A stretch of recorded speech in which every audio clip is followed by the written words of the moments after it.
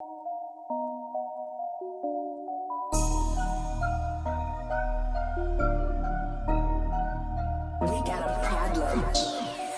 welcome to We Got a Problem, guys. So last night, the Brexit Party MEP Alex Phillips appeared on the BBC Question Time show. On the show with her was the Tory MP Rory Stewart, the Labour MP Barry Gardiner, and the Lib Dem Deputy Leader Joe Swinson. During the show, there were some great questions from the audience and a great sparring match between Alex Phillips and the Lib Dem Deputy Leader Joe Swinson. The first question we will look at is about the Tory leadership contest. The Lib Dem Deputy Leader proceeds to make a sensational claim about the damage a no-deal Brexit will do while confirming her Lib Dem leadership bid, prompting a great response from the Brexit MEP Alex Phillips. Take a look. Is electing a new Conservative leader like changing the captain of the Titanic after it had struck an iceberg? Joe, electing a new Conservative leader like changing the captain of the Titanic after it struck the iceberg? Well, I think both Labour and the Conservatives hit icebergs last week, if we're honest. But, I mean, I think the analogy is, in some ways, a good one for this reason. We're looking at this through the prism of the Tory leadership contest, and actually we should be looking at it through the lens of what is in the national interest. And, you know, the iceberg, the disaster that we're heading towards, is about what happens to our country. Now, Rory aside, most of these Tory leadership contenders have been merrily talking about going for a no-deal Brexit, as if that is something that should be considered or contemplated by any responsible politician. And we see this through a who's up, who's down. It's like some kind of episode of 15 to 1, you know. This is not a game show. It's not a scenario where all is at stake is, you know, whether you win the prize or get a pat on the back by Noel Edmonds and go home empty-handed. We are talking about a scenario where our economy loses £140 billion, where we have threats to our security, and where our NHS is undermined in a no-deal Brexit.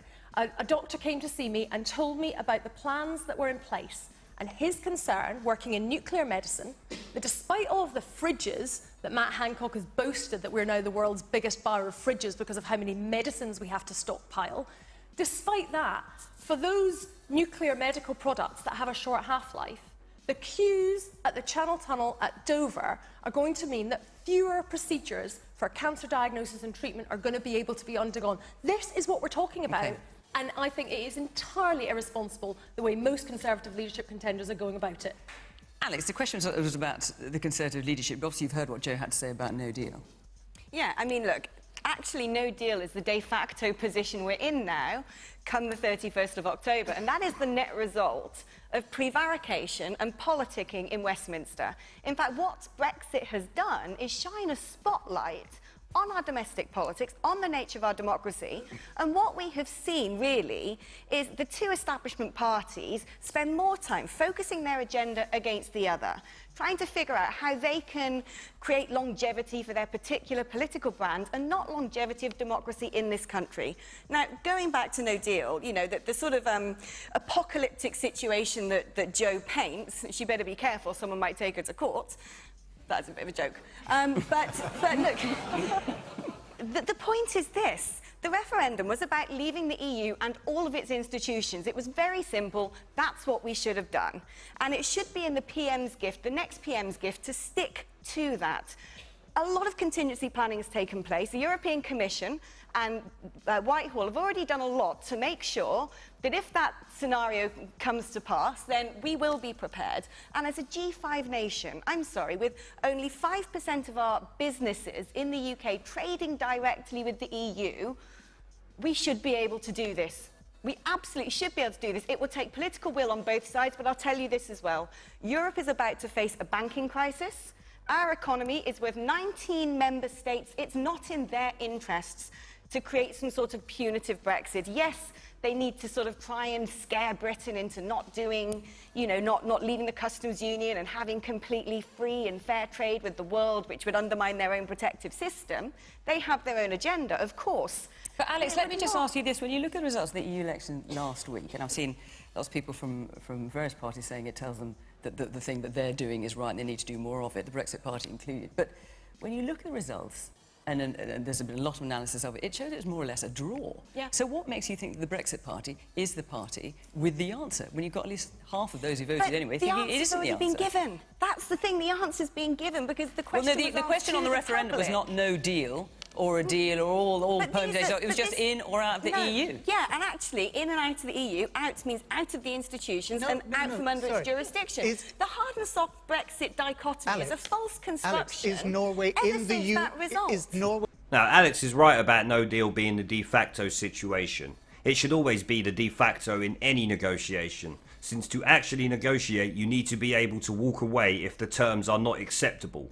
With no choice to walk away, it's not a negotiation, it's signing the terms of your surrender, much like most of Europe did during World War II.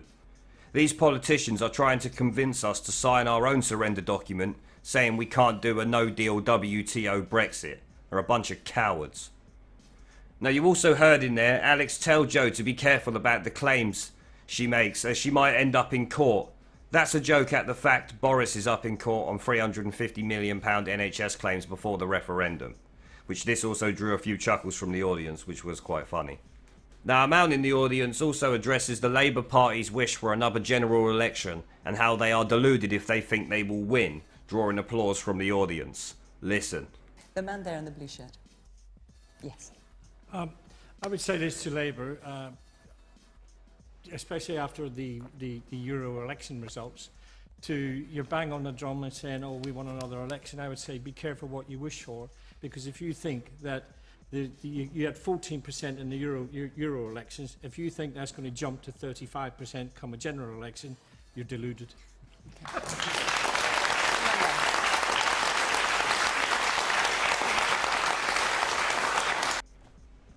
That there is something the left don't like. Reality. As the reality is right now, Labour would likely lose the general election by a significant amount, since they don't know their arsehole from their earhole. Now, another great question from the audience comes from a lady named Sally, who asked, should the new PM invite Nigel Farage to be part of his Brexit negotiation team? The Tory MP Rory Stewart responds first and is fairly open to the idea, claiming to have reached out to Farage already. But the best part comes when Joe then tries to use the fact that more people signed a petition to revoke Article 50 than voted for the Brexit Party in the recent EU elections, prompting a great response from Alex Phillips to shut her up. Here is the questions and the responses from Rory Stewart, Joe Swinson and Alex Phillips. Take a question from Sally Blackett. Sally, where are you? Should a new Prime Minister invite Nigel Farage to join his or her Brexit negotiating team? Well, Rory, let me come to you then. In terms of a negotiation, pre or post a citizens' assembly? We have to unify the country. That means that I am very happy. I've reached out to Nigel Farage. I've reached out to Len McCluskey. I'm happy to talk to anybody. And obviously, I'm happy to talk to the people around this table. Alex, clearly the answer would be yes. Well, you know, the man's not radioactive. I've spent the best part of a decade with him and I'm fine. And actually, he is the sole voice, really, that represents the 17.4 million who voted to leave. He has now become the person who is proud to stand and say, we've got to deliver this result. Isn't complicating it. How do you stand that claim up, Alex? Alex, now, how... That's quite a claim. Well, when you look at the success of my party in the recent elections, and when you look at the collapse of the Labour and the Conservative vote, and people going either to Joe's party, the Lib Dems, or to us, people now identify primarily more with people being voted on a petition to revoke Remainers. Article 50 than voted for the Brexit Party last week. But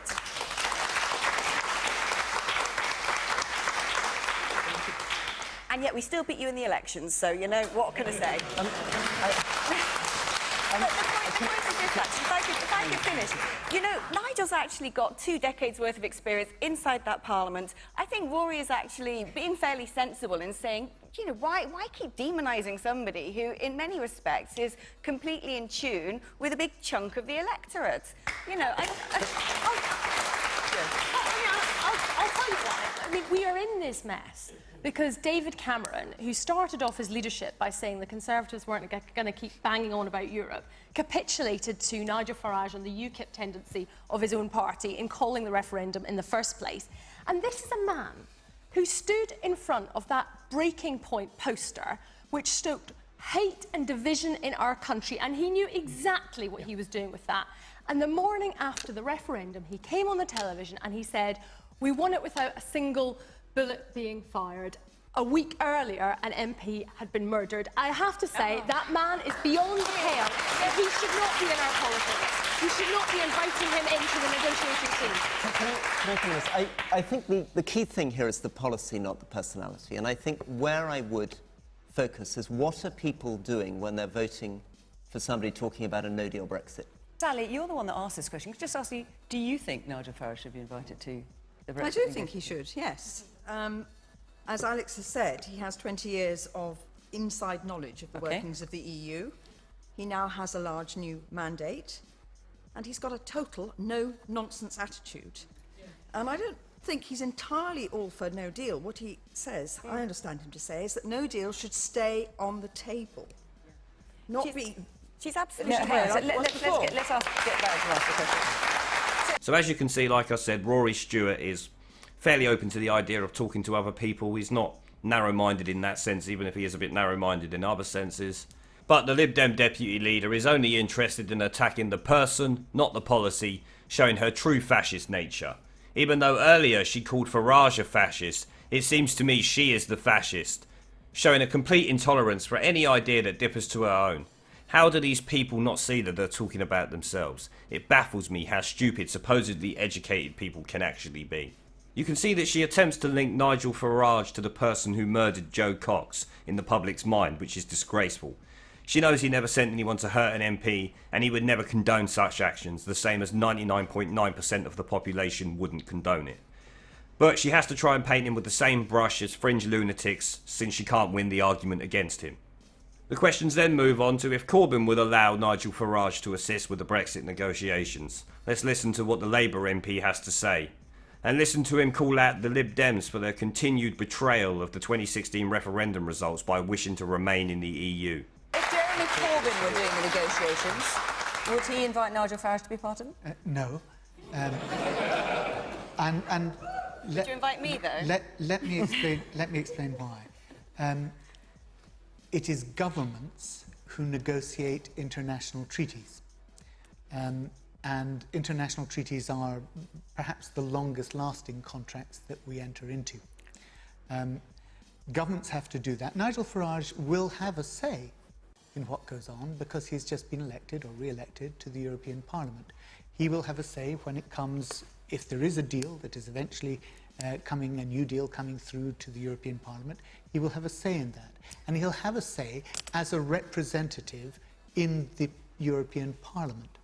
But you say governments should negotiate. They haven't made such a good fist of it so far. Sorry, I didn't say should. I said they do. Only governments can negotiate international treaties. The EU is not a government, so how does that work with your theory? Because the EU has, on the Council, the 28 governments come together, the 27 who are negotiating against us. Sorry, I've got to stop it there. No, mate, there are 28 governments negotiating against us, as our own government has been negotiating against us for 2 years now. Why do you think the Tories got hammered in the EU elections? The audience has even called it out. Now the show finishes off with a question from another lady called Sally about the anger among British people right now, which is then followed up by a young man and one woman calling out the media and politicians for creating the anger by smearing people in the press, which we all know is exactly what both have been doing to the UKIP MEP candidate Carl Benjamin and others during the recent EU election campaigns. Let's watch the clip. Why is everyone so angry about everything all of the time? I agree with that, but don't you think that media portrays a large factor of that, and rather than we go and actually meet people and talk to them, as opposed to looking at what media portrays and that everybody is evil on a certain group, right, we're going to attack that certain group or attack that certain race or attack that person's political view, as opposed to going out there. And don't you think that media actually portrays a large significant factor in regards to that? So why everybody is angry and everybody hates each other, as opposed to, right, we're going to go have some time, go sit with that person, let's see how they are, let's see what their views are, as opposed to looking what the TV actually shows us every single day. Right, so it's either the politician's fault or the media's fault. But actually, you know, Sally's got a very good point, because one thing that I have found, despite always trying to keep upbeat, and I'm always really nice to everybody I meet, I mean, I am, is genuinely, I'm an optimistic little person, but I have faced some absolutely horrifying negative language, some of the most potent words, fascist, far right, and the fact now that mainstream politicians are among people bandying about such terms and typecasting people with a different political viewpoint is not constructive. And I think everyone here would agree that, you know, politicians have to lead by example.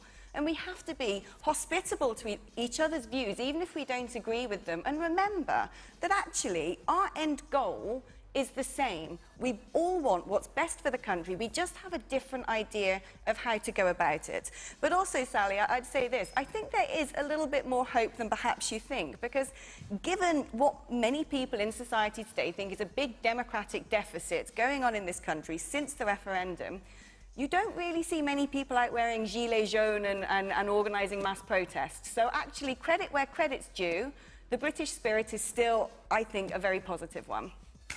Woman in the white top. Yes, that's because the mainstream media have not been smearing you, calling you a fascist or a racist before you go to these places and speak to these people. For candidates of other parties, they have had to deal with physical violence. So yes, people will be nice to you, because when they are not radicalised, British people are mostly respectful and polite. Alex Phillips answers his questions well, calling out the smear attacks by politicians. But she could have called out the BBC and the other mainstream media for its own smear attacks against the Brexit Party, UKIP, and other political candidates or people it disagrees with.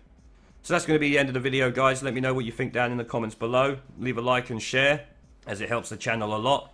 And I'll catch you all in the next video.